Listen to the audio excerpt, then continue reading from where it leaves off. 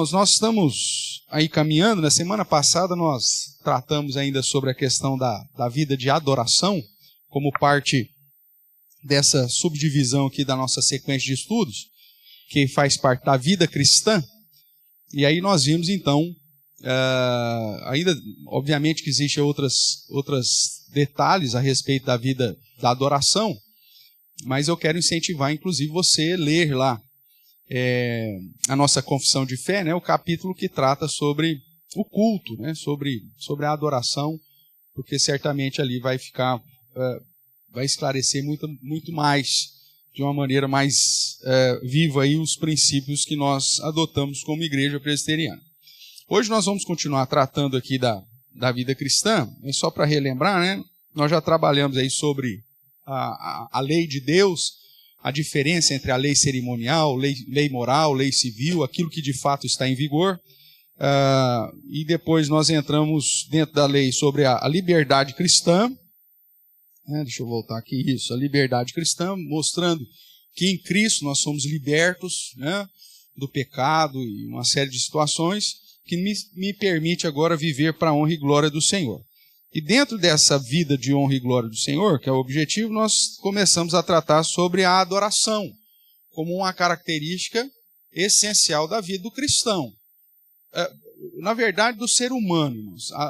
Nós vimos e estudamos nesse período aqui que o ser humano, todos nós, somos seres religiosos, né? Usando os termos aí da teologia, todo ser humano ele tem em si um senso de Deus, o chamado sensus divinitatis, o senso de Deus. Tanto que o trabalho para se tornar ateu é um trabalho árduo, né? Porque o mundo inteiro, ou seja, toda a criação grita, segundo as Escrituras, apontando para o fato de que existe um ser inteligível, soberano, grandioso, que programou, organizou e preparou todas essas coisas. Chega a ser um negócio insano pensar que o caos gera ordem, né? O doutor Adalto Lourenço, né, que nos deixou aí recentemente, faleceu recentemente, ele contava inclusive uma analogia, que se pensar num Big Bang, ou numa situação de que uma explosão, alguma coisa organizou esse universo da maneira que é organizado, isso é insano. É como você pensar num caminhão furgão, né, que faz entrega para a padaria, então tem lá farinha, ovo, leite, tudo lá disposto dentro do baú do caminhão, e aí ele diz que esse caminhão caiu na Serra de Santos, foi capotando, né, foi caindo, chegou lá no fim perto de Cubatão, explodiu, puf. Aí os bombeiros chegaram, na hora que abriram o baú, todo amassado, tinha um bolo confeitado, com a noivinha, o noivinho em cima. Tudo coisa mais perfeita. É possível um negócio desse? É óbvio que não. O caos não gera ordem. Não é porque o caminhão foi rolando que a farinha rasgou, os ovos foram quebrando, e aí com o chacoalhar do caminhão a massa foi batida, e na explosão assou de tal forma o bolo que o confeitou, né, perfeitamente, deixando inclusive com a decoração do noivinho e da noivinha em cima. O caos não vai gerar essa ordem. A ordem ela acontece à medida que alguém inteligente resolve interferir, né, e colocar as coisas nos seus devidos lugares. É o que acontece, por exemplo, lá na sua casa. Ela não fica limpa sozinha e nem organizada sozinha, né? Para os mais experientes aí, né, que lembra daquelas séries da década de 80, né, acho que é Genie, né, a Gênio, né, que a Genie eu acho que é do cabelo, né, aí a outra lá que era do narizinho, lá, não lembro, se tinha duas, era uma competição de maga naquela época, era terrível, né, mas a Genie fazia assim com o cabelo, pronto. Estava tudo limpo, né? Ou acho que é Sabrina, a feiticeira. Não tem um negócio desse? Essa mexia o narizinho sem fazer. Não é assim, meu amigo. Não existe. Essa mulher não existe, tá bom, gente? Então vai ter que pôr a mão na massa. Então nós vimos que não tem essa perspectiva de pelo menos aqueles que buscam seriamente entender sobre Deus, que o caos gerou a ordem. Não. Todo esse sistema que nós entendemos hoje, de perfeição e de provisão, né, da manutenção da criação, é fruto de um Deus soberano, inteligível e que é digno de ser adorado. Por isso, então, a Bíblia vai dizer que todo ser humano ele tem esse senso de Deus. E por isso ele é um ser religioso. Ou ele vai adorar o Criador, como Paulo diz, o qual é bendito eternamente, amém. Ou ele vai adorar quem? A criatura. Pode ser a si mesmo, pode ser o materialismo, pode ser lá o que for. Mas o ser humano é um ser que adora. E aí nós vimos que a adoração, então, em especial dos crentes, é uma manifestação da nossa crença, da nossa fé, da nossa fidelidade a Deus, desde que seja realizado segundo o padrão que o próprio Deus revelou. E aí nós paramos aí na semana passada, falando um pouquinho mais sobre o culto e os elementos essenciais do culto, né? Tanto pela confissão de fé quanto pelos princípios de liturgia da igreja. Então, o culto tem que ter orações dirigidas a Deus, e nós vamos ver por que tem que ser dirigida a Deus, né? Leitura sagrada das Escrituras, sã pregação da palavra, os salmos, cânticos espirituais, administração dos sacramentos, juramento legal ou votos e ofertório. E segundo um padrão que a própria palavra de Deus também apresenta, não só em Isaías 6, mas em alguns outros textos, de uma sequência racional, como o apóstolo Paulo vai dizer lá em Romanos. O nosso culto é um culto racional. Existe uma lógica por trás da apresentação do nosso culto ao Senhor. E como igreja reformada, esse é o nosso objetivo. Não só ser fiéis aos elementos essenciais do culto, quanto também a própria ordem desse culto, de uma maneira racional. Hoje nós vivemos uma crise, inclusive dentro da igreja presbiteriana, quanto a essa questão da adoração e do culto, né? Se faz de uma maneira totalmente com falta de zelo, e as coisas meio que, não, vamos deixar acontecer e faz de qualquer jeito. Não pode ser assim. Ainda sobre a adoração, irmãos, então para fechar aqui, né, esse tema, onde adorar? Nós já mencionamos isso, nós vimos que no Novo Testamento não há mais um lugar específico para adoração, né? No Antigo Testamento, primeiro você tem lá no período de tabernáculo, onde estava o tabernáculo, era lugar de adorar. Depois Deus estabeleceu logo como um lugar para adoração, e depois, com a construção do templo, Jerusalém passa a ser esse lugar. Se não fosse a quebra da lei cerimonial, ou melhor, o cumprimento da lei cerimonial em Cristo Jesus, que destruiu o templo e o construiu em 3 dias, através do seu sacrifício, nós não poderíamos estar reunidos aqui para adorar. Estaríamos reunidos aqui como o exemplo da sinagoga, né? Para estudar a Bíblia, para chamar a atenção aí para a tradição das práticas religiosas. Mas para adoração, nós não poderíamos nos reunir, porque a adoração preceituava a existência do templo. Como Jesus diz lá em João 4, que Deus é espírito e que já chegou o tempo, né, que os seus adoradores vão adorar em espírito e em verdade, justamente desses que o Pai procura, então nós podemos adorar em todo o lugar. Quando adorar? Aí nós vemos que há uma divisão, né, sobre a adoração permanente, que é a sua vida, adorando ao Senhor constantemente, diariamente. Num contexto de família, a palavra do Senhor nos exorta a inculcar, a falar da palavra de Deus dentro da nossa casa, a ensinar os nossos filhos, a ter um ambiente de adoração, né? E esse aqui é um problema que a nossa geração tem passado. A gente o ser humano é fantástico, né? E até depois de crente a gente continua tendo algumas inclinações. A nossa casa se transforma assim, em um campo de batalha durante a semana, né? E aí, domingo, 3 horas da tarde, 4 horas da tarde, a gente começa a descer já um senso de espiritualidade, piedade, que as pessoas dizem, nós vamos na igreja hoje? Como se fosse uma opção, né? Essa pergunta é a pergunta mais ímpia que um crente pode fazer, né? Para não falar outra coisa. Então, domingo, Qual que é a pergunta mais ímpia que você pode fazer num domingo? E aí, nós vamos na igreja hoje? Isso para um verdadeiro crente, essa pergunta não existe, meu Deus do céu. Porque essa é uma pergunta ímpia. O culto ao Senhor para o verdadeiro crente não é uma opção. Né? E aí, vamos? Aí ela, não sei, hoje eu estou tão cansada. Aí o Juninho já fala, eu não quero ir. Aí, então está decidido. O Juninho é o juiz da casa, né? Porque quem manda lá é o filho mesmo, né? Então é o Juninho, bate mais, eu não quero. Aí pronto, o Juninho falou que não quer, então nós não vamos. Isso é impiedade, irmãos, na visão bíblica. Né? Porque é sua responsabilidade fazer da sua casa já um ambiente de culto. Então, mas vai dar enrosco lá, pastor, vai ter briga, vai ter discussão. Ótimo, mas você como sacerdote do lar, ou auxiliador, ou seja lá quem for, tem que chegar, gente, para. Vamos sentar, vamos resolver, vamos orar, vamos conversar. Fulano, deixa o outro terminar de falar. A mãe vai pôr ordem na casa, o pai vai pôr ordem na casa. E quando o pai e a mãe estão brigando, alguém tem que ter uma sensatez maior lá e falar, tá bom, você tem razão. Depois chega lá no quarto lá e resolve o problema.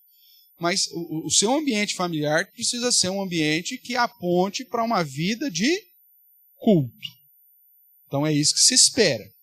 Então você vai adorar no seu dia a dia, vai adorar em família e vai adorar numa perspectiva individual, né, segundo o padrão bíblico, em secreto, derramando diante do Senhor, e também no culto solene, que é aquele que fomos convocados para juntos apresentarmos a Deus a adoração como lhe é devida, segundo os elementos essenciais do culto, observando tais elementos, a própria revelação das Escrituras.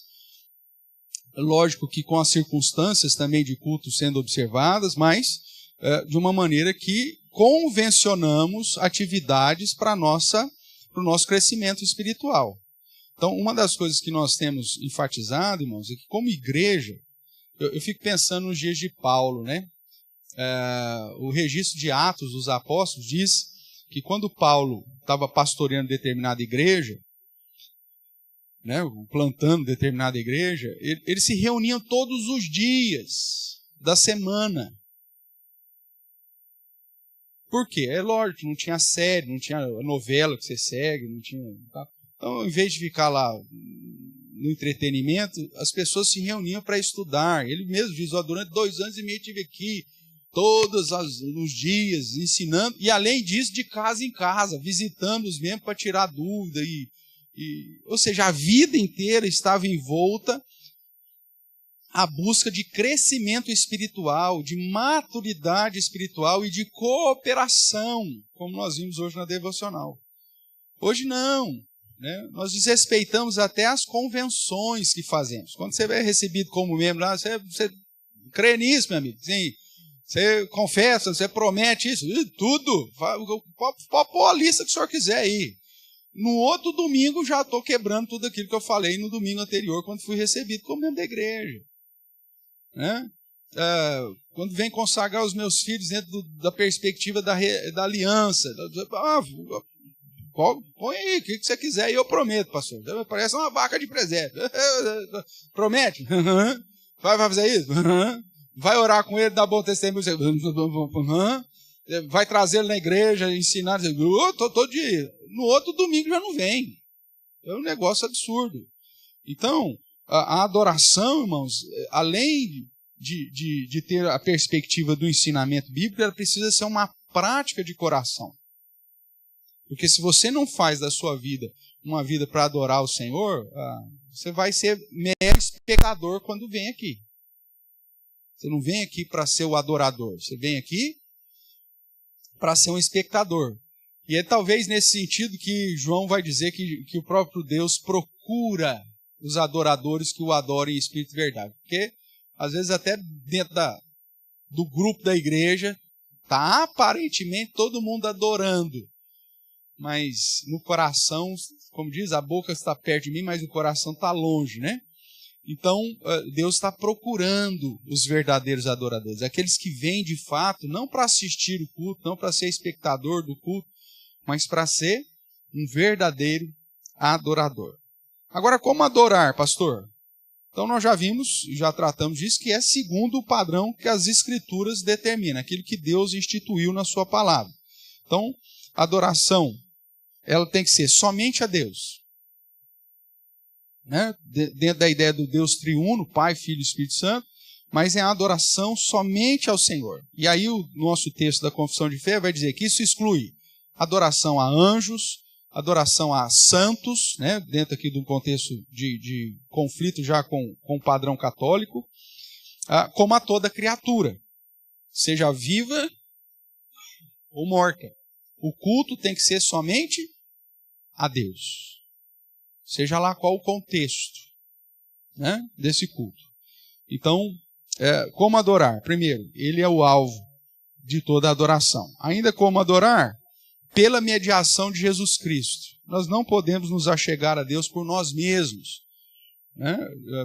1 Timóteo 2,5 vai dizer que Jesus é um mediador entre Deus e os homens. O Cristo, Deus homem, né? Jesus homem, o encarnado. Né? Então a ideia de que eu não venho aqui nos meus próprios méritos para adorar ao Senhor, mas eu faço isso pela mediação de Jesus Cristo. Eu preciso ser crente em Cristo. Se eu não creio em Cristo, o meu culto é furado. Por isso que nas seitas, irmãos, quando Jesus não é reconhecido como o próprio Deus encarnado, toda a adoração, culto ou qualquer outra relação que eles fazem, né, é um culto falso, porque não usa o único mediador que existe, que é Jesus Cristo. Então, falando do contexto talvez cristianizado do Brasil, mas católico, né? Você tem as paróquias e cada paróquia tem lá o seu mediador. Assim? Então, dentro da perspectiva católica, a missa, nós vamos ver qual é a diferença do culto da missa. A missa, ela é feita na mediação do bendito ídolo daquela paróquia. Então você vai na igreja de São Geraldo, a ideia é que o São Geraldo é o padroeiro, é o mediador. Né? Então a missa é apresentada e aí você vai, inclusive, depositar os seus pés, as suas petições, para que São Geraldo, né, vai lá e quebra o seu galho lá, te apresenta lá a sua causa. Biblicamente falando, isso não existe. Biblicamente falando, o único mediador é o Senhor Jesus Cristo.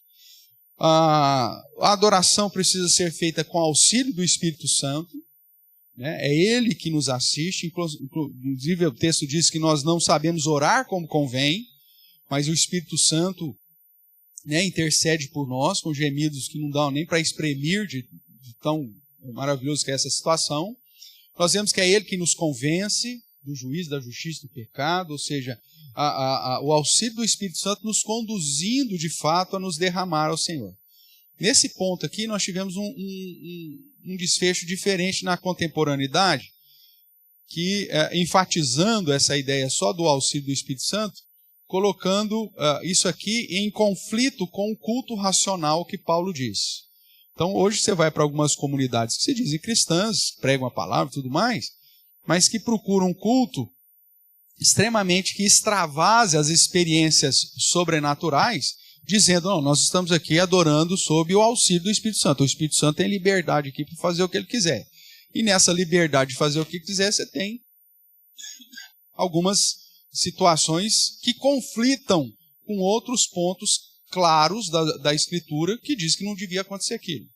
Então a ideia da racionalidade do culto, de colocar Deus no centro desse culto, dele ser o alvo da adoração. E aí, debaixo dessas manifestações ditas com o auxílio do Espírito Santo, você tem lá o crente rodopiano, as pessoas chamando a atenção mais para si, querendo mais se mostrar, né?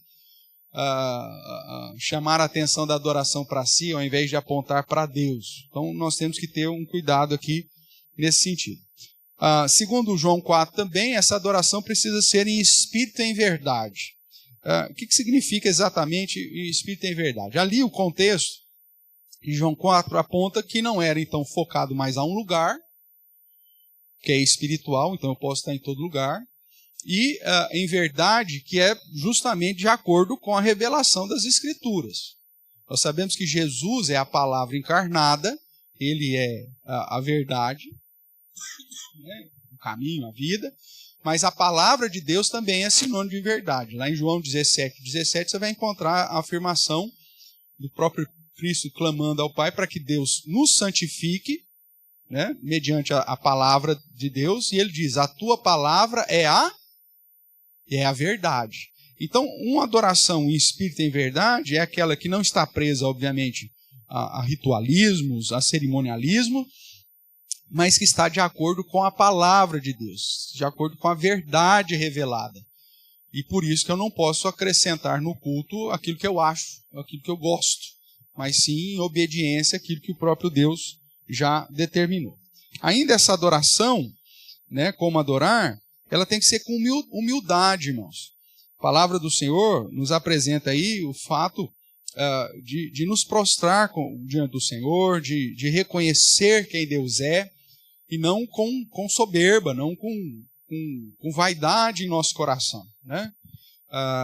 Vamos dar uma olhada nesses dois textos aí, que eu acredito que, pelo menos o de Gênesis aqui eu não mencionei. Então, Gênesis 18.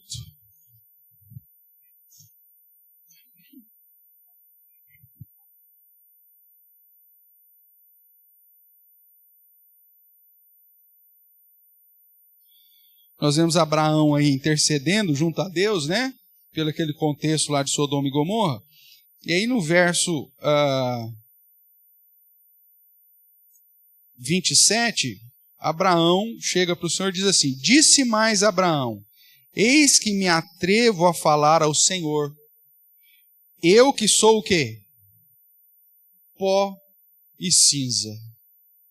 Meu amigo, se Abraão era pó e cinza, que somos, né? Como brinca, que somos nozes, né? Que somos nozes. Então, a ideia de que o Abraão, mesmo sabendo que era um momento ainda de teofania, que era um momento que falava diretamente o Senhor, que inclusive contava com expressões teofânicas, com manifestações teofânicas, falando com Deus ali. Ele reconhece, Senhor, tá, eu vou falar com o Senhor, mas eu sou pó e cinza. Ou como Tiago vai dizer, né, humilhai-vos na presença do Senhor, converta-se o vosso riso em choro, a vossa alegria em pranto. Porque a ideia é de nos humilhar na presença do Senhor. Por isso, os cultos, na maioria das igrejas de hoje, que são cultos de exaltação do homem, isso é uma desgraça. Porque é exatamente a falta da graça de Deus nesses lugares. Então você vai nessas comunidades aí alternativas, né? Essas igrejas alternativas que nascem já com um padrão errado. Por quê? Jesus, quando ele nos envia para pregar o evangelho, ele não faz distinção nenhuma. Ele não pegou os 11, né, porque só tinha sobrado 11 até então, né? Paulo ou Matias só vão acrescentar depois. Ele não pega os 11 e diz assim, João, eis que eu te mando para converter e evangelizar os surfistas. Monte uma igreja cujo púlpito é uma prancha. Tiago, você vai evangelizar os oprimidos. Então você não vai ter igreja nenhuma, você vai viver de praça em praça. Foi assim? Não. E de pregar o evangelho, toda criatura. Aí você cria igrejas segmentos. Por isso que eu falo que é alternativo. Porque aí você tem um segmento específico naquela igreja. Você não tem famílias, você não tem idosos e crianças adorando juntos. Você não tem o povo. Não, é segmentos. Aí chega lá na frente, se eu chego lá e falo assim, não, meu amigo, você está fora do peso, pelo jeito você nunca pegou nem jacaré, Não, essa igreja aqui é outro segmento de gente. Você não pode adorar o Senhor aqui.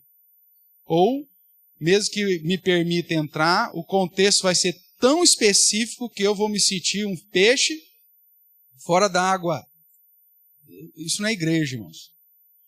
Igreja acolhe todo mundo. É ir de pregar o evangelho a toda criatura, né? E por isso você tem todas as faixas etárias, você tem todo tipo de gente, você tem todos os representantes de todas as tribos. Não existe essa questão sectária. Então, quando nós vemos essa ideia de como adorar, essa perspectiva de reconhecer quem eu sou é essencial. E aí você vai nessas igrejas, além desses problemas sectários, você tem um problema de que o alvo da adoração, mesmo que hipoteticamente seja Deus, mas é através da exaltação do ser humano, com pregações que vão, obviamente, massagear o seu ego, né? Massagear o seu coração. Então, você é a menina dos olhos de Deus. Se Deus fosse cego, até poderia ser você, né? Mas não é. Então, você é o centro, Deus... Tal. Irmãos, é tudo verdade. Deus me ama, Deus me cuida de mim, mas não porque eu sou alguma coisa. Porque segundo o pai Abraão, nós somos o quê? Pó e cinza. Então, o culto é você se reconhecer pequeno, diante da graça de poder adorar a um Deus que é supremo. Você se reconhecer pequeno diante de um Deus que é supremo. Então, como eu devo adorar? Eu tenho que ter essa noção que eu estou me achegando a um Deus supremo, apesar da minha pequenez, apesar da minha realidade de cinza e pó. Né? E por isso eu preciso me humilhar na presença do Senhor. O culto tem que ser assim. Um culto que exalta a si mesmo, irmãos, esse culto é um culto à personalidade, é um culto ao ser humano. E não ao Deus Todo-Poderoso. O que mais? Nós já vimos que esse culto precisa ser racional. Tem uma lógica. O Espírito Santo habita em nós, irmãos. Nós não ficamos possessos do Espírito Santo. Não existe possessão do Espírito Santo. Nós somos a habitação do Espírito Santo. É diferente. E isso agora dentro do contexto do Novo Testamento, porque lá no Antigo Testamento nem isso era. Mas hoje nós temos isso. Então, o Espírito Santo nos conduz a adorar a Deus de um modo racional. Mas aonde há o Espírito, a liberdade, meu Deus, é liberdade na perspectiva do pecado, a liberdade na perspectiva de que nós fomos chamados, alcançados e curados em Deus, em Cristo. Não liberdade para você fazer qualquer coisa. Aí nós estamos no culto aqui, alguém começa sei lá, pastor, eu fui tomado por um desejo de cantar ópera ao Senhor. Aí eu estou aqui no meio do sermão, vai lá o Pavarotti aí, né? E começa a cantar ao Senhor uma ópera ao Senhor. O que é isso? Não cabe um negócio desse, é racional, existe um momento para tudo. É aquilo que eu brinco, né? Às vezes, isso aí a gente, graças a Deus, na igreja presbiteriana a gente não vê muito isso, mas às vezes a gente vê outros problemas, né, na igreja presbiteriana. Mas quando você vai, por exemplo, à igreja pentecostal, o irmão chega 30 minutos atrasado. Aí ele chega 30 minutos atrasado, o culto já está lá no louvor. Mas ele, como chegou 30 minutos atrasado, e aí já não tem mais lugar lá atrás para sentar, porque o pessoal tem a síndrome do convidado, né, da parábola do convidado. Qual que é a síndrome da parábola? Todo mundo, Jesus mesmo mandou, não procure os primeiros lugares, senta no fundo, porque aí quando te convidar para vir na frente, você vai ser honrado. Então a gente tem isso intrínseco, né, na nossa cultura, que é a síndrome dos convidados. Então a gente sempre senta nos últimos lugares. Então o cara chegou atrasado, o fundão já está já está lotado. Aí o cara chega meia hora atrasado, ele tem que vir aqui na frente, cara. E aí pega aquelas irmãs do salto 15, né? E vem, toque, toque, toque, toque, parece a cavalaria, entrando na igreja meia hora atrasado. Aí, ela não entende que o culto é racional. Já está no louvor, mas ela vem, ajoelha e fica a parte da contrição ainda. Já passou, você perdeu. Você chegou agora no louvor. Então você do louvor vai para frente, velho. E da próxima vez você não chega atrasado. É o que se espera, né? Mas não, aí ela vem, quer fazer a contrição sozinha. Aí na frente todo mundo, para todo mundo ver, não, a fulana é piedosa. Aí joelha lá com o salto 15, o presbítero vai passar, tropeça. Vira aquele rolo. Já viu isso acontecer? Então, para com isso, o culto é racional. Existe uma ordem, existe um porquê de cada coisa, tal, e você tem que se adequar a isso. Porque cada um chegar no horário e pegar a ordem do culto e querer fazer a ordem do culto fora do padrão, vai virar uma bagunça. E o culto tem que ser racional. Tá bom? É lógico que eu faço uns exemplos aí para ficar bem gritante mesmo, para você lembrar, né? E ó, se chega atrasado, vem de rasteirinha, né? Fica a dica, porque só vai sobrar lugar na frente aqui, salto 15 aí, que toque, toque, toque, não para com isso, hein? Mas o ideal é você chegar, até mesmo usando da racionalidade, que hora começa o culto? Às 19 horas, pô, meu amigo. Então, se organize, é sua prioridade, estar reunido, né? O atraso acontece. Agora, quando o atraso se torna padrão, alguma coisa está errado. Pode ser que seja o seu relógio, né? Mas alguma coisa está errada.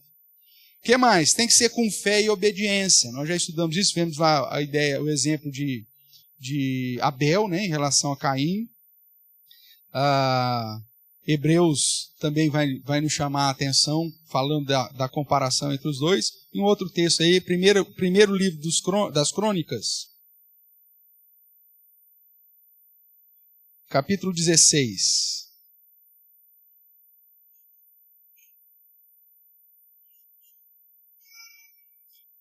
Verso 29.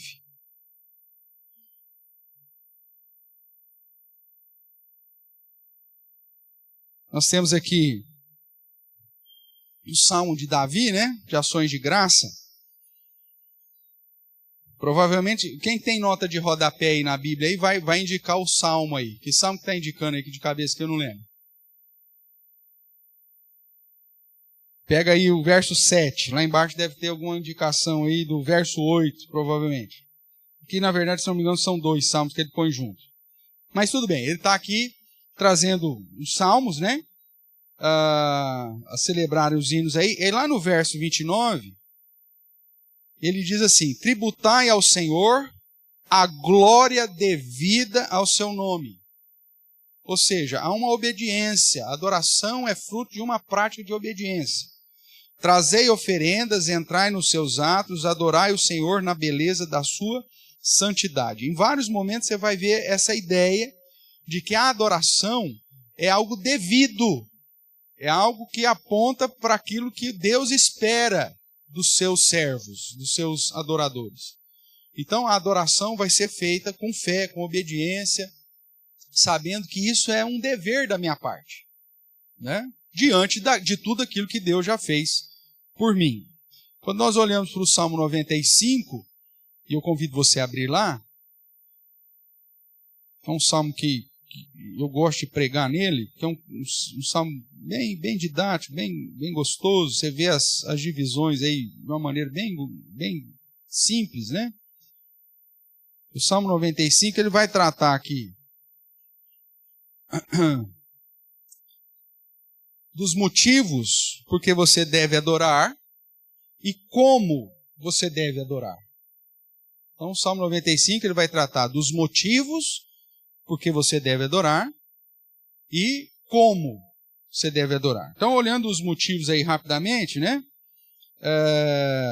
Você vai encontrar aí no verso 3 o primeiro motivo. Por que você deve adorar ao Senhor? Verso 1 diz: Vinde, cantemos ao Senhor com júbilo, celebremos com o rochedo da nossa salvação, saiamos ao seu encontro com ações de graça, vitoriamente com salvo. Ou seja, é o convite para adorar o Senhor. Por quê? Verso 3, porque o Senhor é. E o foco aqui está no verbo ser. Ele é. E ele é o quê? O Deus supremo, o grande rei, acima de todos os deuses. Não existe outro acima dele. Então, o primeiro motivo que você tem que adorar o Senhor é porque ele é o Deus supremo. Né? Depois, o verso 7, o porquê está implícito aí, diz, porque ele é, mais uma vez, porque ele é o nosso Deus e nós, povo do seu pasto. Um pouquinho antes ele vai ter dito, né, no verso 26, no verso 6, que é o convite de novo, vinde, adoremos, prostremos, ajoelhemos diante do Senhor que nos criou. Então, o segundo motivo que você vai adorar a Deus, porque ele é o nosso Criador, ele é o nosso Deus, ele nos fez.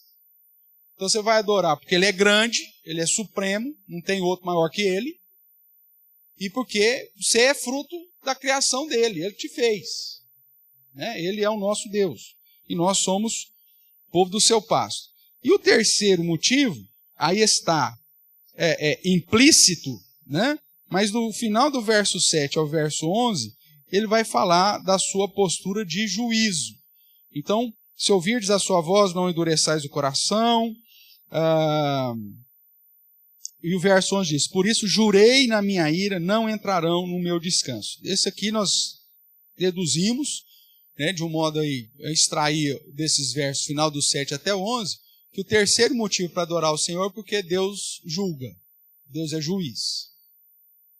Então você tem que adorar o Senhor porque Ele é supremo, porque Ele é o teu Criador e porque um dia você vai ter que comparecer diante dele, meu amigo. Não tem como fugir. Ele vai julgar. Ele é o justo juiz. Agora tá, então eu tenho os 3 motivos porque eu devo adorar o Senhor. Agora, como adorar? Então vamos lá. Aí ele vai apresentar vários princípios aí. Volta para o verso 1. Vinde, cantemos ao Senhor como? Com júbilo, ou seja, com alegria.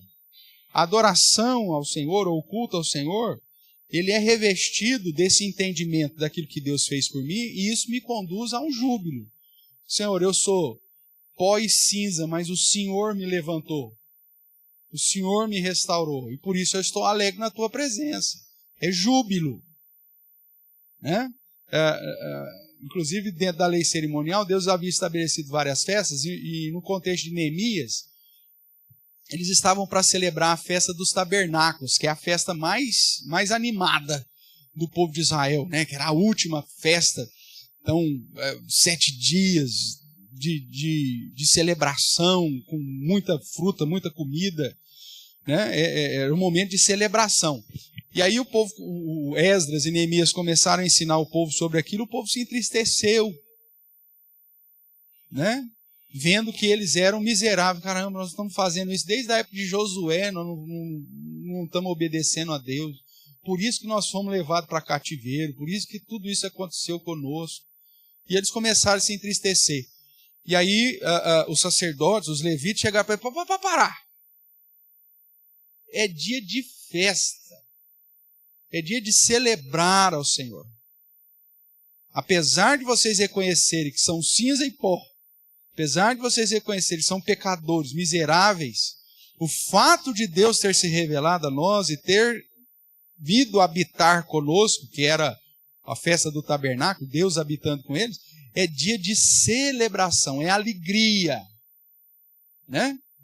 Marca aqui o Salmo 95, que a gente vai ainda falar um pouquinho dele. Vá comigo lá para Neemias, então. Neemias, se não me engano, eu acho que é 8.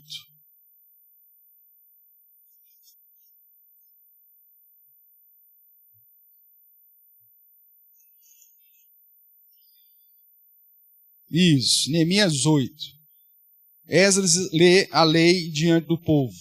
Neemias, verso 9 diz, Neemias era o governador e Esdras, sacerdote e escriba, os levitas ensinavam todo o povo. E ele diz assim, esse dia é consagrado ao Senhor, vosso Deus, pelo que não pranteeis, nem choreis, porque todo o povo chorava, ouvindo as palavras da lei. Disse-lhe mais: ide, comei carnes gordas, tomai bebidas doces, enviai porções aos que não têm nada preparado para si, porque esse dia é consagrado ao nosso Deus. Portanto, não vos entristeçais, porque o quê? A alegria do Senhor é a nossa força. Esse aqui é o tema fantástico, né? Os levitas fizeram calar todo o povo, dizendo: calai-vos, porque esse dia é santo, e não estejais contristados. Então todo o povo se foi comer, beber, enviar porções, regozijar-se grandemente, porque tinham entendido as palavras que lhes foram explicadas. E aí veja aí o título, aí, a festa dos tabernáculos. E aí eles então começaram a celebrar a festa como havia sido prescrito pelo próprio Deus.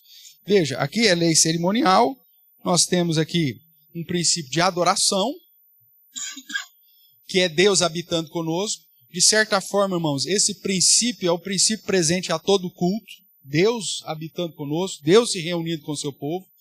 E aí ele diz, mesmo que com a leitura da palavra, ela te convença que você é cinza e pó, diante daquilo que Deus fez por nós, a postura da adoração tem que ser uma postura com alegria, com júbilo, né? A alegria do Senhor é a nossa força. Por isso que na ordem litúrgica, você tem a ideia de apresentar um Deus supremo, reconhecer que você é cinza e pó, a contrição, mas aí você vai ficar contristado, entristecido o resto do culto? Não. Mas você se alegra por aquilo que Deus já fez por nós. E aí por isso um momento de louvor, com alegria, com júbilo, que é assim que tem que ser, é assim que Deus estabelece em sua palavra. Tudo bem até aqui? Voltando aqui para o Salmo 95, então nós vimos que temos que adorar o Senhor com júbilo, ou seja, com alegria. E aí, na sequência, você vai ver vários termos que apontam para a mesma ideia, né? Ações de graça, vitoriêmulo, com salmos, tudo isso aponta para a alegria. Mas lá no verso 26, você tem a repetição do convite.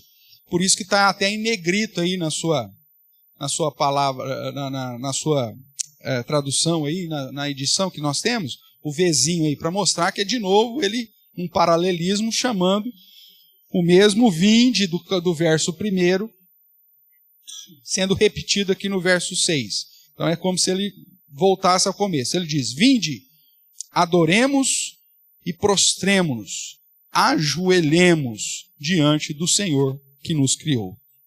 Então nós temos que vir adorar ao Senhor com júbilo, mas isso não despreza a realidade de nos ajoelharmos diante de Deus, de nos prostrarmos diante de Deus, de nos reconhecer a grandeza de Deus. Por isso a adoração, como que eu adoro? Tanto em júbilo, mas também com reverência. Não é porque a gente fala, né? A intimidade é um perigo. Não é assim? Primeiro dia que você chega na casa da moça lá, que você começou a namorar, então você chega, oi senhor, bom dia senhor, né? Oi, tudo bem com a senhora, minha sogra, tudo bem? Uma reverência maravilhosa. Aí depois pega intimidade, aí viram, e aí popozão, tudo bem? Já põe apelido no sogro, não é assim? Hã? Me permita uma brincadeira que eu lembrei. Pato velho, né? Não foi lá? O Alec, né? Que eles estavam brincando lá, não sei o quê. Quem perde é pato, né? Aí o Alec agora já casou, já agora veio visitar, já casado, aí chega.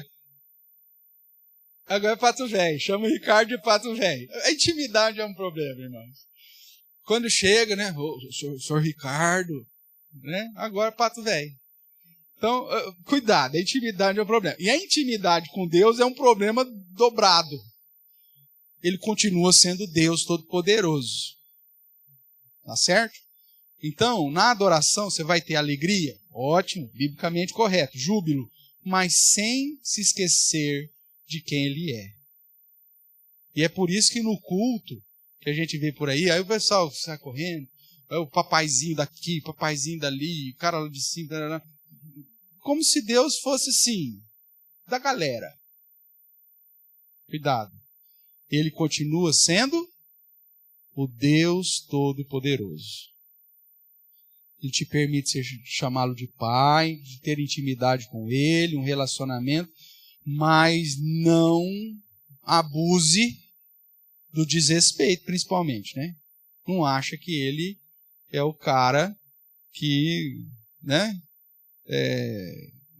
O cara lá de cima, né? Chega, ainda há um respeito. E isso precisa ser evidenciado no culto, tá? Inclusive, irmãos, voltando aqui para uma série de padrões dessa questão da alegria e da reverência. A questão das suas vestimentas no culto. O culto não é shopping, não é parque. Você precisa estar de modo sensato, reverente, também na maneira que você se apresenta. Decente, né? Sensato. Não só a questão do vestimento, a questão da sua postura. Você não pode chamar a atenção para si no culto. A atenção é voltada para Deus. Né? Que mais? A própria questão do respeito, dos horários, tudo isso é reverência. Você é advogado, tem uma audiência marcada para as 8h37. Né? O juiz gosta de fazer uns trem assim, né? De vez em quando marca para 8h39. Aí tá. Que hora que você vai chegar lá? Que hora? 9 horas? Ô, excelência, me desculpa. Não, seu caso já foi. Agora você remarca. Não vai ser assim? Ou não? A maioria das vezes é. Dependendo do juiz lá, se for complacente, pode ser. Dependendo do caso, perde o caso. Ó, já sentenciei, você não estava presente aqui. Agora você recorre para quem você achar que você deve recorrer. Então veja, irmãos. Aí o cara fala isso, ele fala assim. Aí você fala assim, pô, que é isso? Aí você chega lá, ô camarada. Ô, quebra o galho aí. Você vai chegar assim pro juiz? O que o juiz vai falar? Prende esse infeliz aqui por desacato. Você corre esse risco ainda. Nós estamos falando de um juiz terreno, falho, miserável, pecador. Aí o que te faz pensar que diante daquele que os versos aqui do Salmo 95 diz que já julgou uma geração inteira e diz que ele jurei na minha ira, não entrarão no meu descanso. O que faz pensar que você vai chegar aqui e toca aí, Senhor? Cheguei um pouquinho atrasado aí, mas o senhor sabe, né? Teve uma prorrogação lá no jogo, lá, não deu tempo de tomar banho antes. Mas estamos juntos, hein? Não, meu amigão. Não é assim não, cara. Você continua vindo adorar o Deus Supremo. Então a adoração, ela tem alegria, porque você está ciente daquilo que Deus fez por você, por toda a sua graça, mas sem perder a reverência. Em todos os sentidos. Vamos lá, Bruno.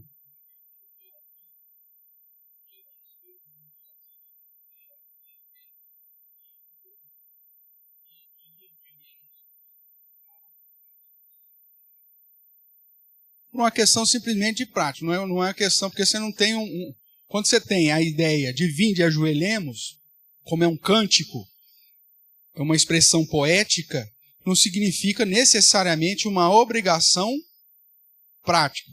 Ah, Deus, eu tenho que ajoelhar na presença de Deus? Não, necessariamente. O que Deus vai falar em outro lugar? Pega lá Joel, por exemplo. Rasgai o vosso coração, e não simplesmente a vossa roupa. Então o que o judeu fazia? Ele se ajoelhava, rasgava a sua roupa para mostrar a intimidade com o Senhor. Mas o coração está longe. Então você não tem aqui, como é um cântico, uma expressão poética, não é uma determinação prática. Você tem que ajoelhar. Mesmo porque o próprio judeu, quando ia orar ao Senhor, orava em pé com as mãos erguidas. Geralmente cobria a cabeça com as mãos erguidas. Então é uma questão cultural. Então você não tem aqui uma expressão de ordem, por ser um cântico, de que não, tem que ter essa prática. Agora, existem momentos, e dependendo do contexto, que aquele que está dirigindo a liturgia pode muito bem solicitar. Só que eu não posso obrigar as pessoas a fazerem isso. Né? como eu também não posso obrigar as pessoas a louvar ao Senhor. Não sei se você já observou, mas toda vez que a gente vai ter o louvor, geralmente, quando eu estou dirigindo, geralmente eu falo, aqueles que podem, coloque-se de pé. Porque eu não sei qual que é o contexto do cara. Às vezes ele não pode ficar de pé. Então se eu chego e determino, porque a ideia é o seguinte, se você está na liturgia, é um culto, o que se determina você tem que fazer. Esse é o padrão que se espera. Ou, vamos pegar o exemplo de novo aqui, lá do juiz. Está lá o guarda ou o meirim, sei lá quem que faz, aí o cara fala assim, todos de pé. Existe a possibilidade de alguém ficar sentado? Só se o cara for cadeirante ou não tiver as pernas. Mas a expressão é todos de pé, o que tem que acontecer? Todo mundo tem que ficar de pé. E se o juiz chega e vê o caboclo sentado lá, ele já marca. Esse caboclo sentado, por que não levantou? Então, você tem a expressão. No questão do culto, se aquele que está dirigindo, ele apresenta, façamos uma leitura, fiquemos de pé, em reverência às Sagradas Escrituras. Ótimo, tudo bem, não tem problema nenhum. O que se espera? É que então todo mundo levante em reverência à palavra. Porque se eu não me levanto, eu estou falando o quê? Eu não tenho reverência à palavra. Então, geralmente, a gente trabalha com a questão litúrgica e levar em consideração todo o grupo. Né?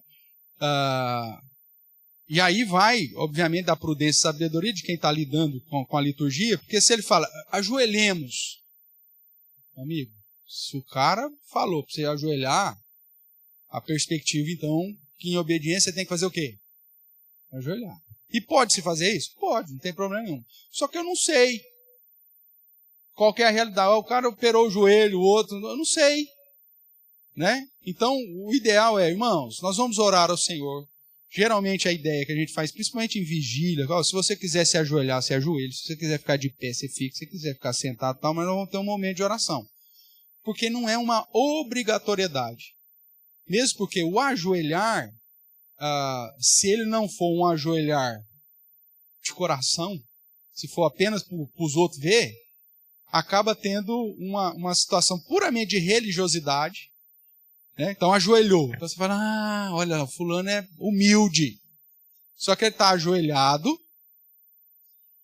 e está, Senhor, eu sou maravilhoso. Ainda bem que eu estou aqui, porque eu não sei o que seria dessa igreja sem mim. Você não sabe o que está no coração do infeliz. Usando o contexto lá do publicano, do fariseu, né? Você tem ali o fariseu orando dentro daquilo da perspectiva que os judeus fariam. Senhor. E o publicano, esse se prostrando, se ajoelhando. Mas o foco ali não é na posição, porque a posição do fariseu, culturalmente falando, estava exatamente dentro do padrão que se esperava. Mas era a postura interna. Então, na igreja presbiteriana, ajoelhe-se para orar? Ajoelhe-se, dentro de um contexto litúrgico. Como obrigação? Não, porque é uma expressão poética, que aponta justamente isso, para a disposição de humildade. Então, vinde, ajoelhemos, né, prostremos, ajoelhemos diante do Senhor, não é uma situação de uma exigência real, mas sim uma posição que aponta para uma disposição de humildade na adoração. Agora, a sua colocação é pertinente, porque existe o fator didático do orar de joelhos. Porque é o que você está ensinando justamente essa ideia do se prostrar, do reconhecer que Deus é autoridade. Dentro das igrejas presbiterianas, principalmente as mais novas, até a questão do layout nosso impossibilita isso um pouco. Né? Nesse sentido, os católicos, a própria mobília católica já é mais preparada para isso. Apesar que todo mundo acha que aquele negócio é só para pôr o pé, né? Nossa, aqui é tão gostoso, é um lugar para você pôr o pé. Não, ali é o seu joelho flexório, ou seja, ali é lugar para você pôr, não pode pôr o pé ali. Ali é para você ajoelhar. Então, tem uma mobília específica para isso. Aqui na nossa igreja, nós temos ainda um espaço razoável entre as cadeiras, né, que permite, inclusive, outra pessoa passar, tal. Mas que daria muito bem para nós termos esse tipo de prática. Porém, não é a característica de toda a igreja. Tem lugar que você vai, que você senta, é pior do que avião, né?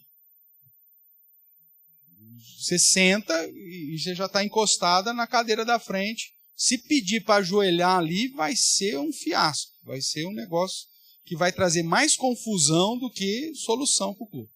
Então, acho que a igreja, a sua observação é pertinente, porque ela perde essa questão didática, mas não é que não usa-se, né? É que existem alguns fatores de circunstância que acaba não sendo uma prática tão viável. Um outro problema também do ajoelhar entra no ponto anterior que eu falei da reverência, da decência. Se você pedir, tem algumas mulheres que você pedir para ajoelhar, meu amigo, vai rasgar de baixo a alto, diferente do véu que foi de alto a baixo, né? De baixo a pessoa ajoelha, tem... Então entra, tem essa situação que você tem que pensar também, porque, né? E outra, não é só mulher não, hoje em dia com essa como que chama? Slim? Meu Deus do céu, isso aí é demônio que inventou essa desgraça, irmãos. Esse trem aí de... Você vai fazer hipismo? Se você for fazer hipismo, eu entendo, que a calça tem que ser coladinha mesmo, porque senão te dá uma assadura das bravas. Mas se não é, se você não vai andar a cavalo, se você não é bailarino russo, Baryshnikov, vai usar uma calça decente, meu Deus do céu. O cara vem com aquele chupinguia, aquele trem colado assim e tal. Dependendo do que você for pedir para esse cara, ele não consegue. Cantor sertanejo, para com isso, cara. Né? Já que nós estamos falando, para com isso. Procura uma calça regular, acho que o nome é regular. Calça normal. Os caras parecem uma enguia, velho. Hoje a gente tem uma dificuldade muito séria, inclusive de comprar terno, porque a maioria dos ternos é esse, e não é só slim, é slim fit. É o cara que não tem músculo na perna, é o cara que só tem o osso, aí fica bom. Mas o cara que tem uma panturrilha digna, né, ou uma coxa mais ou menos, pelo amor de Deus, irmãos. Então não é só o vestimento das mulheres, dos homens. Aí vem os homens, você olha pro cara, o cara está até vermelho. Né? Anda até, aí você pede pro cara ajoelhar, meu Deus do céu, esse cara não vai levantar mais. Então, a gente tem que ter esse bom senso em todos os sentidos. Tá? É lógico que eu pinto aqui um negócio mais colorido do que ele é, mas você vê que é uma realidade, que às vezes a gente vai trazendo para dentro da igreja e que prejudica, inclusive, a situação da adoração. Né? Outro exemplo, você está aqui, o que eu falo sempre para as meninas do louvor. Né? Vamos imaginar que você está aqui com as meninas, aí você pede para ajoelhar. Dependendo se ela está com um vestidinho, com uma saia, e está mais alto, você pede. Então, quem está dirigindo, ele tem que ter essa sensibilidade. Porque senão você acaba colocando a pessoa numa situação de constrangimento. Então, eu acho que é mais essa postura, talvez aqui fazendo o papel de advogado do diabo, Boni, né? Para tentar explicar por que a gente não se utiliza muito disso, mas não é que é proibido. A igreja ela não descarta essa possibilidade. Às vezes, a questão da circunstância é que acaba limitando a utilização do ajoelhar. Né? Mas nada impede. Nós já fizemos isso aqui, inclusive, algumas vezes. Né? Principalmente em reunião de oração e vigília. O ajoelhar, quando também você tem isso. Mas eu digo assim, como comunidade, né? Como adoração, como ato de adoração. Vamos nos ajoelhar diante do Senhor. Então, geralmente nós fizemos isso, acho que em vigília já, mas em reunião de oração. No culto, propriamente, eu não me lembro também de nunca ter feito, isso é verdade. Tá? Mas tudo bem. Vamos lá então, irmãos, para a gente terminar. Então, o que é culto? É a adoração prestada ao Senhor nosso Deus, de acordo com aquilo que Ele mesmo instituiu, através de orações, leitura bíblica, sã pregação da palavra, cânticos e administração dos sacramentos instituídos por Jesus, de acordo com o princípio regulador do culto, né, que é os elementos essenciais que nós já estudamos, e observando as circunstâncias de culto, são situações gerais e situações específicas quando se trata de celebração do sacramento, a presença de um pastor ordenado. E a pregação, ou por alguém que foi licenciado ordenado, ou alguém que está debaixo da autorização ou do direcionamento de um pastor ordenado, ou do presbitério, quando é o caso. O caso dos evangelistas, por exemplo, ou os missionários que não são ordenados de semana. Qual que é a diferença entre culto e missa?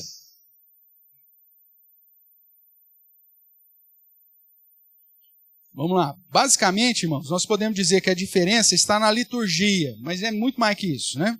Ou seja, nas partes que compõem o culto à missa. Nós sabemos que a missa obedece uma liturgia cerimonial, rígida, e que foi instituída por volta do ano 394 depois de Cristo, baseada nos elementos do tabernáculo ou do templo, registrados no Antigo Testamento, substituindo inclusive Jesus no lugar das ofertas e holocaustos. E por isso se diz que na missa Cristo é dominicalmente crucificado. Então o que é a missa? A missa é a representação cerimonial das atividades do templo. Inclusive toda a estrutura. Dentro do contexto católico, o padre, que ele quer chamar de padre, ele é sacerdote.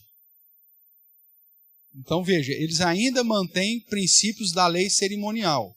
Nós sabemos que hoje Cristo é o nosso sacerdote, da linha superior à linha levítica, né? E que, portanto, ele, como nosso sumo sacerdote, fez de cada e todos os crentes sacerdotes. Mas na missa não, somente o padre é o sacerdote. Toda a estrutura, o layout e tudo mais, geralmente aponta para o templo. Então você tem o altar, lá não é o púlpito, né? Você tem o altar, você tem a mesa do sacrifício, que geralmente fica atrás, e atrás da mesa do sacrifício você tem o Santo dos Santos, que é simbolizada pela Arca da Aliança, que é aquela portinha dourada. A Arca da Aliança é simbolizada naquela portinha dourada que tem lá no fundo da Igreja Católica. Quem só pode abrir aquela portinha? O sacerdote, no caso é o padre. Lá dentro vai estar a hóstia, né, e o cálice, né, simbolizando que dentro da Arca da Aliança tinha lá o maná, que era o pão. Tá. Então, você tem simbolizando o Santo dos Santos, a Arca da Aliança. A mesa do sacrifício, por isso que ele tira de lá, vem para a mesa e parte o sacrifício como se estivesse matando a Cristo. Né? Essa é a ideia para o católico. E aí depois ele vem para o átrio, que é até onde a plebe, aí, os fiéis, pode chegar. Você pode subir no altar? Não pode subir no altar.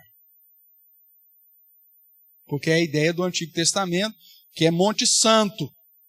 Quem subir morre. Tá? Então aí o sacerdote vem até o limite do altar, e aí ele começa a fazer a distribuição dos elementos da Eucaristia, que no caso é só a hóstia. Por que só hóstia? Não é pão e vinho? Né? E os elementos são pão e vinho. Depois eu vou explicar por que a gente não usa vinho. Mas é pão e vinho. Por que no catolicismo não se usa o vinho? Só o padre que bebe. Primeiro porque ele é o sacerdote, então ele é o representante seu, então se ele fez por você. E segundo, porque na visão católica, a hóstia se transforma em corpo de Cristo. É o corpo de Cristo, é a carne de Cristo. Então, você vai fazer um churrasco daqui a pouco, você vai abrir lá o pacote lá da sua picanha, vem a carne e ela vem junto o que com a carne? Sangue. Então, se toda a carne tem sangue, você come a hóstia, já está o pacote embutido ali. Você já está comendo a carne e o sangue junto. E não sei se você observa que, como representante, o sacerdote ele vai lá, ele tem uma hóstia maior, que é uma questão visual, onde ele parte, e aí ele geralmente quebra em 4 vezes, porque o trem é desse tamanho, é um disco de vinil, e ele quebra, e aí ele molha no vinho. E aí abre aquele bocão, tal, e beleza. Porque, como é o corpo de Cristo, você não pode também morder. E é por isso que dá a hóstia, geralmente a pessoa vem com a linguona para fora, aquela cara de piedade, a santidade miserável, põe a língua, o cara põe a hóstia lá, gruda, você pode virar a pessoa de ponta cabeça, que não cai. Aquele negócio, quem foi católico sabe disso, aquele trem gruda no céu da boca, você consegue só se livrar daquilo lá no outro domingo. É mais ou menos assim. Eu lembro de, meu Deus, e quando moleque aí você fazia assim, enfiava o dedo lá para arrancar. Mas não podia também, viu? Não podia, você tem que deixar o negócio. Tá. Mas então é essa a ideia. É o sacerdote, é o sacrifício de Cristo. Né? Você tem os levitas sendo simbolizados geralmente ou na figura do sacristão ou às vezes nas crianças. Eles pegam as crianças para trazer os elementos no início da culto. E aí Cristo morre. Toda a missa eles matam Cristo, eles sacrificam Cristo. Por isso toca lá o sininho, todo mundo tem que ajoelhar, né? Pedro Sinal de Santa Cruz, lá, aquela coisa toda, e tem um momento ali de luto. O coroinha lá, toca lá um sino lá de 4 sinos lá, que faz um barulho terrível, aí todo mundo e tal. Aí depois disso, apresenta a ressurreição, o sacerdote da ordem para que você levante. E aí você se benze todo, né? Porque é um cerimonial que representa domingo após domingo o sacrifício de Cristo. Então por isso que é dito que na missa Cristo é dominicalmente crucificado. E aí se renovam domingo após domingo o sacrifício de Cristo. Por isso que o católico ele tem a obrigatoriedade de estar na missa pelo menos uma vez por semana. Tá? Então a visão da missa é repetir o sacrifício de Cristo. Todos os domingos. O culto, não. Cristo já ressuscitou, isso é algo definitivo. Nós vemos celebrar a Cristo, a nossa comunhão com Cristo e a nossa adoração a Cristo. Simples assim. Todos são sacerdotes, por isso todos podem chegar a Deus. O pastor é só o guardião do ministério da palavra. É aquele que vai pregar, vai ensinar, mas ele não é diferente de você em relação à comunhão com Deus. Somos todos sacerdotes em Cristo Jesus. E aí muda completamente. A própria estrutura, né, também muda. Então, na missa você tem todos os elementos que apontam lá para o templo, lembra? Portinha dourada que representa a arca, a mesa do sacrifício, o altar, o átrio geral, o átrio, né, mais, parará. Tanto é que você vê, inclusive, dependendo das igrejas, a própria arquitetura dela ela faz diferença em vários átrios. Esteticamente falando e como fala? Acusticamente falando, é um terror. Mas você tem o átrio, e aí do lado, assim, com os pilares, assim, você tem o átrio externo. Ainda está dentro da igreja, mas são considerados átrios externos. Que aí eles põem um monte de santaiada, aquela coisa toda. Porque não é no local de culto. Então tudo remete ao templo. Já o culto, ele tem mais elementos da sinagoga, porque o foco é a palavra. Então, isso se perdeu também, mas a ideia, eu já falei isso para você, por que o púlpito está no centro? Por que não põe o púlpito na ponta? Porque há uma expressão do layout da centralidade da palavra e da mesa. Não o contrário, lá, tanto é que na igreja católica o púlpito geralmente é nos cantos. Já viu isso? Então na hora da homilia, o sacerdote ele sai do sacrifício e vai lá, geralmente até um pouco mais alto, aí ele sobe lá para fazer a homilia dele, a pregação. No caso da igreja protestante, o centro, a ideia do layout é a centralidade das escrituras e a centralidade do sacrifício de Cristo. Por isso você tem um layout. Hoje em dia as igrejas perderam basicamente isso. Hoje põe lá um criado mudo qualquer lá e um banquinho de boteco, né? E tá tudo certo. Se perde, né? Tudo tem um porquê, irmãos. Então, mas basicamente a diferença do culto da missa é que para nós o culto é a adoração. Missa é a repetição de um sacrifício. que nós entendemos que não cabe, porque Cristo já fez isso de uma vez por todas. Então, já vimos aí que o culto é uma prática realizada desde os primórdios pelo povo de Deus, depois referendada pelo povo de Israel, como uma liturgia definida pelas sinagogas judaicas, que sob o Novo Testamento recebe a aplicabilidade dos ensinos de Jesus e dos apóstolos. Lembra que o culto começa desde a queda lá, com Caim, com Abel. Deus já era cultuado. A questão do templo só vem depois. A lei cerimonial foi dada muito tempo mais tarde. Então o culto é o padrão que a palavra apresenta. Só para a gente terminar, mais 2 minutinhos. Por que dentro da questão do sacramento, como um elemento essencial do culto, por que a gente não celebra todos os domingos? Poderíamos assim fazê-lo? Sim.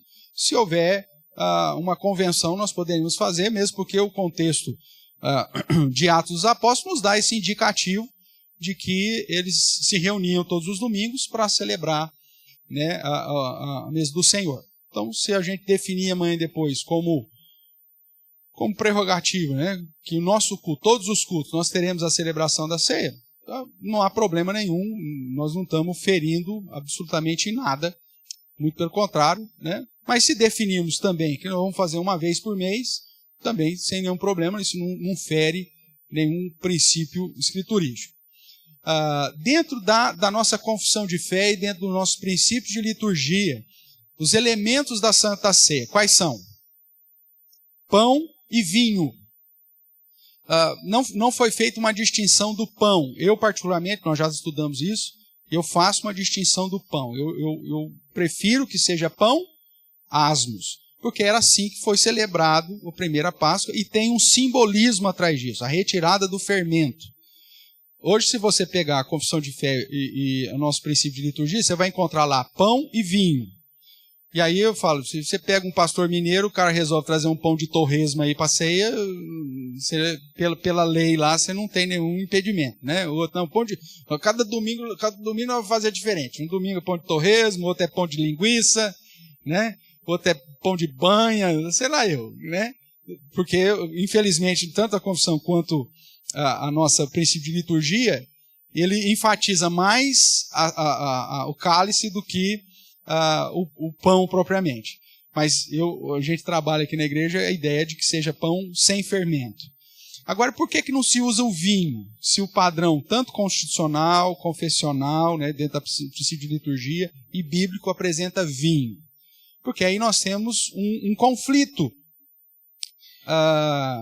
principalmente com o magistrado civil.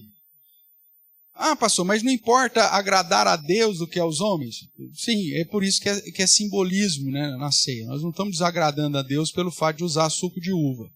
Mas veja só, se nós usássemos vinho, nós temos 2 problemas. Um problema cultural, que é o contexto do alcoolismo, no contexto latino, né? Muitas pessoas, ao se converter, deixam a prática do vício da bebida, e aí, de repente, se vai numa igreja que é todo domingo, então, aí o que o cara fala? Meu Deus, toma uma goladinha lá, chega em casa, doido, né? Já passa e já direto na adega. Então, para servir de amor àquele mais fraco na fé.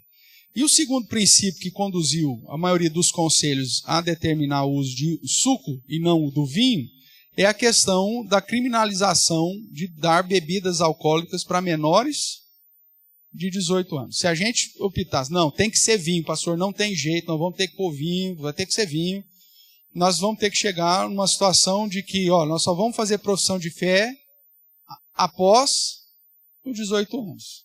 Porque a Bíblia também manda eu obedecer um magistrado civil, e toda vez que você vê o princípio da autoridade civil intervindo na igreja, a igreja obedeceu. Todas as vezes que você vê perspectiva de erros dentro da igreja, a igreja levanta a máxima de que vale mais obedecer a Deus do que aos homens. Amanhã depois nós chegamos aqui e falamos assim, nós não vamos fazer ceia, porque está dando muito gasto para a igreja, esse negócio de comprar suco de uva e fazer pão aí, então nós não vamos fazer, viu, irmãos? Nós vamos fazer sim. Esse é um padrão que disponibiliza a ideia de fazer mais a Deus, obedecer a Deus do que os homens. Mas todas as vezes que o Império Romano se levantou contra qualquer prática da igreja, a igreja simplesmente acatou em oração e tal. Porque em nenhum lugar na Bíblia, irmãos, você vê a perspectiva, com exceção talvez dos livros apócrifos, né? Mas a incitação da desobediência civil. O imperador mandou os cristãos e os judeus saírem de Roma. Aí o que os cristãos fizeram? Uma passeatinha lá com uma... Roma é nossa, haha.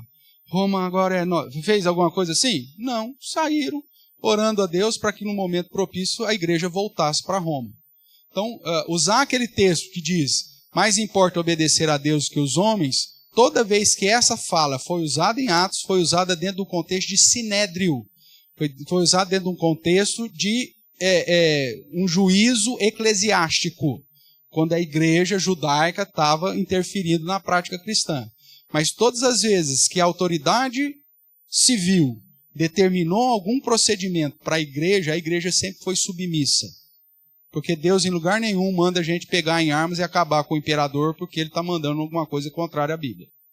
Então essa distinção é algo que a igreja não tem feito nos últimos dias, e você tem visto aí algumas coisas até descabidas. Mas então, porque o governo diz que é proibido dar bebida alcoólica para menores. Mas importa obedecer a Deus, é vinho. Então nós vamos dar vinho para a meninada aí que já fez profissão de fé. Não cabe esse padrão, não fere um padrão de obediência ao magistrado como instituído por Deus, mesmo que ele seja ímpio. Lembre-se que quando Paulo escreveu isso, provavelmente Nero era o imperador, né? E mesmo Nero sendo imperador, Paulo não falou, gente, vamos... desobediência civil mesmo, vamos lá, vamos derrubar a estátua de Nero, vamos fazer isso, fazer aquilo. Não. O princípio cristão é sempre de submissão à autoridade, inclusive civil, mas ao mesmo tempo de fidelidade ao Senhor. Então, nesse sentido, inclusive, que eu tenho defendido, que até na obra missionária, irmãos, não cabe à igreja usar meios ilícitos para pregar o evangelho. Deus nunca mandou isso. A Coreia está fechada, então vamos fazer contrabando lá para a Coreia. Não, meu amigo, usa estratégias de outras maneiras para você continuar pregando o evangelho a toda criatura. Né? Existem meios legais para você fazer isso. Deus nunca pediu para você usar um meio ilegal para pregar o evangelho. Né? É sempre o meio legal. É lógico. Mas é proibido. Não, eu vou ser sentenciado, vou ser preso, não tem problema. Se o contexto vem de fora, problema. Mas sempre a igreja andou em obediência, entendendo que isso é uma maneira de testemunhar a respeito do nosso Senhor. O próprio Senhor Jesus fez isso. Né? Por que ele acatou a ordem, a determinação de Roma ou de Pilatos? Porque ele sabia que era o princípio, ele tinha que fazer aquilo. Né? A autoridade maior era de Deus, mas ao mesmo tempo ele fala para Pilatos, nenhuma autoridade você tem que não tenha sido dada do alto. Então, esse é o padrão. Como há a proibição de dar bebida alcoólica para menores, a igreja, e eu acredito que sabiamente, determina que na celebração da Santa Ceia, ao invés da utilização do vinho, utiliza-se o suco de uva, porque você não perde a representatividade e ao mesmo tempo não fere nenhum princípio da autoridade civil. Ok?